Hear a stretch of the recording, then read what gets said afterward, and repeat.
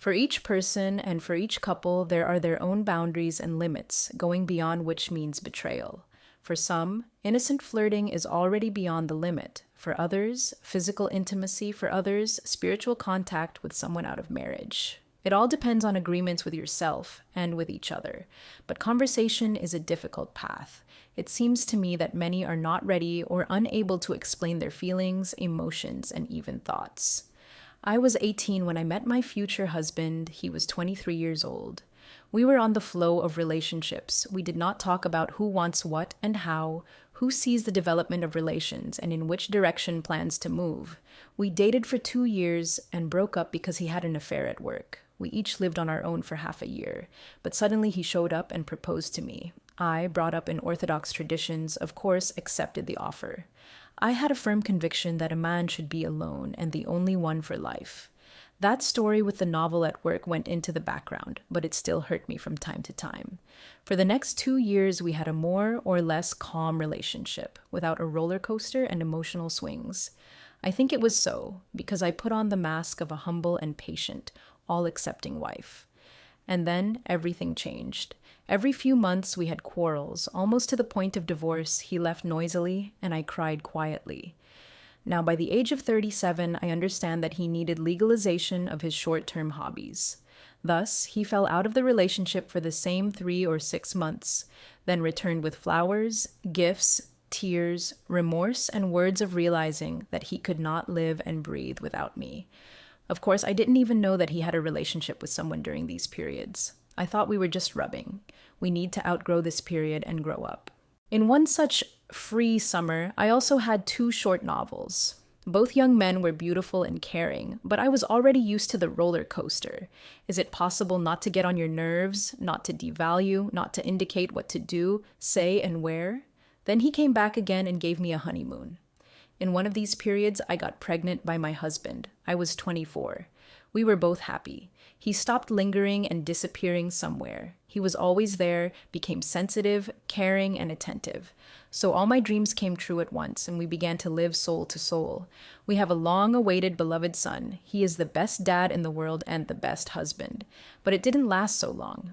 Once my friends, their children, and our son and I had a brunch at a restaurant. We had fun chatting, making plans, dreaming of traveling and a cloudless life.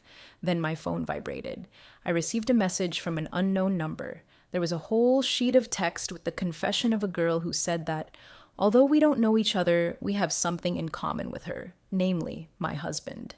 She wrote that they had been in a relationship for many years. Only for the last 3 years he avoided this relationship. But from time to time, he appeared in her life. According to her, now he has decided to finally break up with her, and it hurts her so much that she wants to say goodbye to him through me. To say that the ground has gone from under my feet is to say nothing. I pulled myself together, waited for the end of the meeting with friends. We came home. I put my son to bed and started a conversation. The only thing he said was, "I'm happy that you finally know everything." It killed me. I wanted it to turn out to be untrue, for him to convince me that it was crazy nonsense and he had never cheated on me with anyone. But, alas, it was not so. Then he told me much more details than I wanted to know. I decided not to get divorced. I felt sorry for my son, myself, and so many years of relationship. I was also thinking about who needed me at the age of 27 with a 3-year-old in my arms. I was in despair. Then I had the most absurd thought of all possible. I need to give birth to another child and everything will get better. I got pregnant in the same September. Pregnancy was difficult, but my husband was there, carrying me in his arms, giving me gifts, flowers, and attention. Meanwhile, I was sobbing as soon as he stayed somewhere. I suspected him at every step and tested my already unstable nervous system for strength. At the end of May, we have a beautiful, healthy, and charming daughter. It seemed to me that we didn't have a house, but a full bowl, not a family, but a model of harmony. When the youngest daughter was 1.5 years old, we sat at home and chose something from his phone. I think we were planning a vacation. Then a message popped up on the screen, "When will you come to love me?" I felt a familiar coldness in my heart, and this perfect fossil in the body, complete death in the soul. He said that this message was not for him, that everything seemed to me, and it was an accident. Now they would explain to me that it's called gaslighting. But then, at the very beginning of 2016, I didn't hear such words. It was easier for me to believe that he was right, but everything seemed to me. In the summer, I went out of town with the children, and he stayed in the city to work. He came on weekends and sometimes on weekdays. In the evenings, his phone didn't catch him almost all the time, and if suddenly I reached him, the conversations with him were very short. I'm at a meeting. With whom? With whom? With a man. Well, I mean, where? In the city.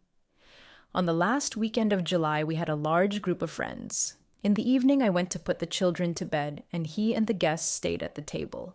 I heard their conversation perfectly, and from time to time, I wrote to him what to convey from me on one occasion or another, but I didn't hear him pass it on. I thought he was gone. When the children fell asleep, I went back to the table and saw that he was not there. I found him standing in a quiet place with the phone in his hands. I saw his correspondence and immediately realized that he was talking to his mistress. Since that evening, I haven't considered him my husband for a single day. It was the day when I decided that I was alone and I didn't want to mess with this dirt and lies. 7 years have passed since that day. At first, I suffered and cried for a long time. I was left alone with 2 children without work and maintenance. We lived at the top of the middle class. I did not think about work and earnings at all. Do you know what's happening to me now? I'm absolutely and irrevocably happy. After the divorce, I was in several relationships. The main thing I realized is that I grew a support for myself. I learned to believe in myself and my feelings. I will never let anyone hurt myself. I went through an interesting path of internal growth and development, and I wish every girl and woman to go through it first, and then get into a relationship. I wish everyone to deal with themselves first, to understand where your boundaries are, what is unacceptable for you, and what you can agree on.